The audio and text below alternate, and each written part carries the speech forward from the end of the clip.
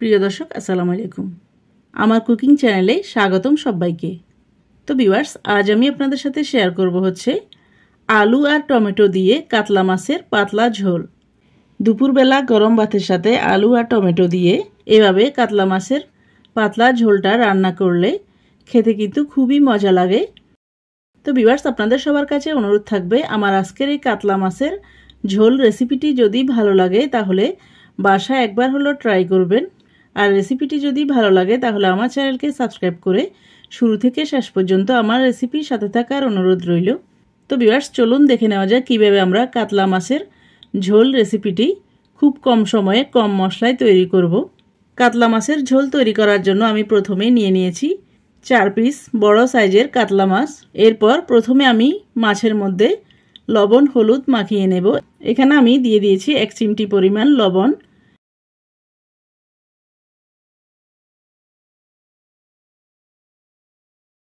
দিয়ে দিয়েছি 1 চিমটি পরিমাণ হলুদ গুঁড়া, এরপর দিয়ে দিয়েছি 1 চিমটি পরিমাণ মরিচ গুঁড়া। এরপর আমি সবগুলা মশলা মাছের সাথে ভালো করে মেখে নেব।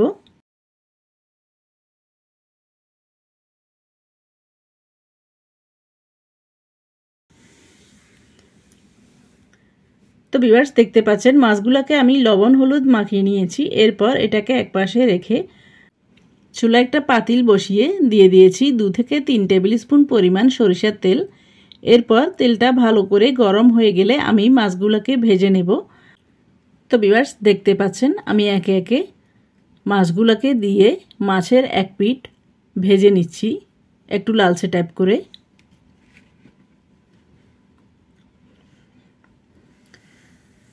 এক পিঠ একটু লালচে টাইপ হয়ে গেলে অপর পিঠ আমি উল্টিয়ে দিয়ে অপর পিঠও লালচে টাইপ করে ভেজে নেব।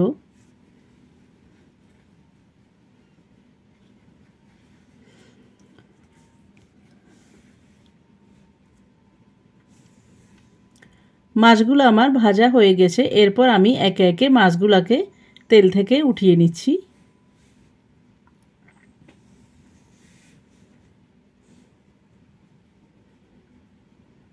এরপর আমি সেই একই তেলে দিয়ে দেব 1 টেবিল স্পুন পরিমাণ আদা বাটা, দিয়ে দেব 1 টেবিল স্পুন পরিমাণ রসুন বাটা।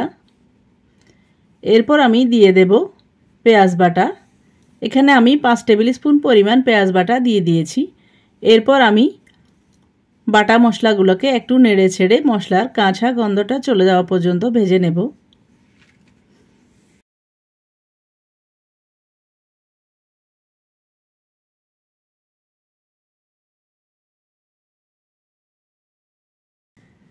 তো ভিউয়ার্স, দেখতে পাচ্ছেন মশলাগুলোকে আমি ভেজে নিয়েছি, মশলা থেকে তেলটা উঠে এসেছে।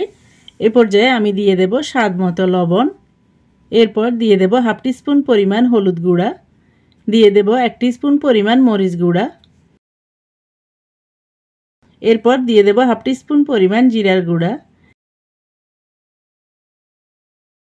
এরপর দিয়ে দেব 1 টিস্পুন পরিমাণ ধনিয়া গুঁড়া। এরপর আমি সবগুলা গুঁড়া মশলা কিছুক্ষণ নেড়েচেড়ে ভেজে নেব। এভাবে তেলের উপরে গুঁড়া মশলাটা ভেজে নিলে যে কোনো তরকারির কালারটা খুবই সুন্দর আসে। তো ভিউয়ার্স, দেখতে পাচ্ছেন মশলাগুলোকে আমি কিছুক্ষণ ভেজে নিয়েছি। এরপর এ পর্যায়ে আমি দিয়ে দেব টমেটো। এখানে আমি সবগুলো টমেটো দেব না, শুধু 4 পিস টমেটো দিয়ে মশলার সাথে কিছুক্ষণ নেড়েচেড়ে ভেজে নেব।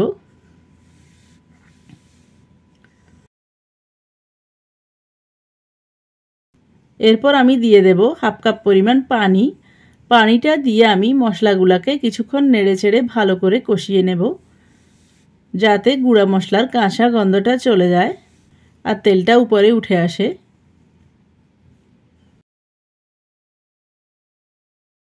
তো ভিউয়ার্স, দেখতে পাচ্ছেন মশলাগুলোকে আমি কষিয়ে নিয়েছি।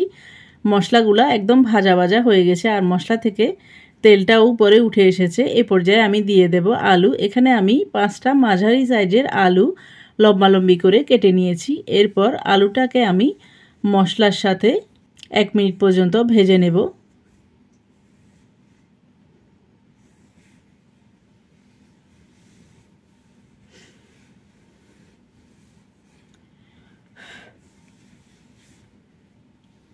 ফিরে আসলাম 1 মিনিট পর।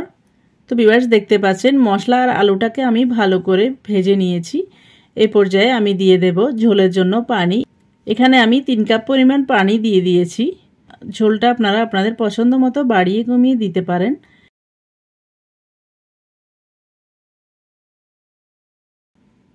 এরপর আমি পানিটা দিয়ে সবগুলো উপকরণ ভালো করে নেড়েচেড়ে মিক্স করে নেব। তো ভিউয়ার্স দেখতে পাচ্ছেন সবগুলো উপকরণ মিক্স করে নিয়েছি আর ঝোলটাও মোটামুটি ফুটে উঠেছে। এ পর্যায়ে আমি দিয়ে দেব আগে থেকে ভেজে নেওয়া কাতলা মাছ।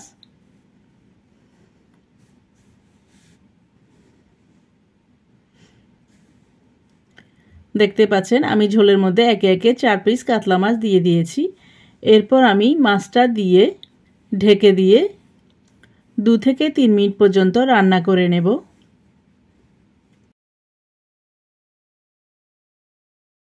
ফিরে আসলাম 3 মিনিট পর। এরপর আমি কোনো কাঠি বা খুন্তি দিয়ে এই মাছগুলোকে নাড়াচাড়া করব না, তাহলে কিন্তু মাছটা ভেঙে যাবে। পাতিলের 2টা হাতল ধরে আমি এভাবে নেড়ে ছেড়ে দেব, যাতে মাছ আর মশলাটা ভালো করে মিক্স হয়ে যায়। এরপর আমি ঢেকে দিয়ে মাছটাকে আরও 2 মিনিট রান্না করে নিয়েছি। ফিরে আসলাম 2 মিনিট পর। এরপর আমি দিয়ে দেব লম্বা লম্বি করে কেটে নেওয়া টমেটো।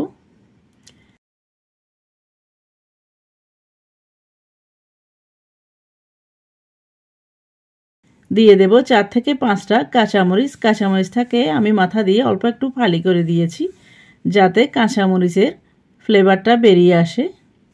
এরপর আমি ঢেকে দিয়ে আরও কিছুক্ষণ মাছটাকে রান্না করে নেব, যাতে মাছের ঝোলটা আরেকটু কমে গিয়ে মাখো মাখো হয়ে আসে। তো ভিউয়ার্স দেখতে পাচ্ছেন আমাদের রান্নাটা প্রায় শেষের পথে। এ পর্যায়ে আমি চুলাটাকে বন্ধ করে দিয়েছি। এরপর মাছটাকে চুলা থেকে নামিয়ে নিয়ে সার্ভ করে নিচ্ছি। তো ভিউয়ার্স দেখতে পাচ্ছেন এভাবে শীতের নতুন আলু আর টমেটো দিয়ে কাতলা মাছের ঝোলটা রান্না করলে দেখতে কেমন লোভনীয় লাগে। দেখতে যেমন লোভনীয় লাগে, গরম ভাতের সাথে এর ঝোল দিয়ে খেতে কিন্তু খুবই মজা লাগে। তো ভিউয়ার্স আপনাদের সবার কাছে অনুরোধ থাকবে, আমার আজকের এই কাতলা মাছের ঝোল রেসিপিটি যদি ভালো লাগে তাহলে বাসায় একবার হলেও ট্রাই করবেন। আর রেসিপিটি যদি ট্রাই করেন তাহলে কেমন হয়েছে কমেন্ট করে জানাবেন। আর কোনো নতুন রেসিপি পেতে চাইলে আমার চ্যানেলে কমেন্ট বক্সে কমেন্ট করে জানাবেন, আমি আপনাদের সাথে অবশ্যই শেয়ার করার চেষ্টা করব। তো ভিউয়ার্স আবারও আমার রেসিপিটি ট্রাই করার অনুরোধ জানিয়ে আমার চ্যানেলকে লাইক কমেন্ট শেয়ার ও সাবস্ক্রাইব করার অনুরোধ জানিয়ে আজকের মতো এখানে বিদায় নিচ্ছি। আবার দেখা হবে নতুন কোনো ভিডিওতে নতুন কোনো রেসিপি নিয়ে। সেই পর্যন্ত সবাইকে আসসালামু আলাইকুম, আল্লাহ হাফেজ।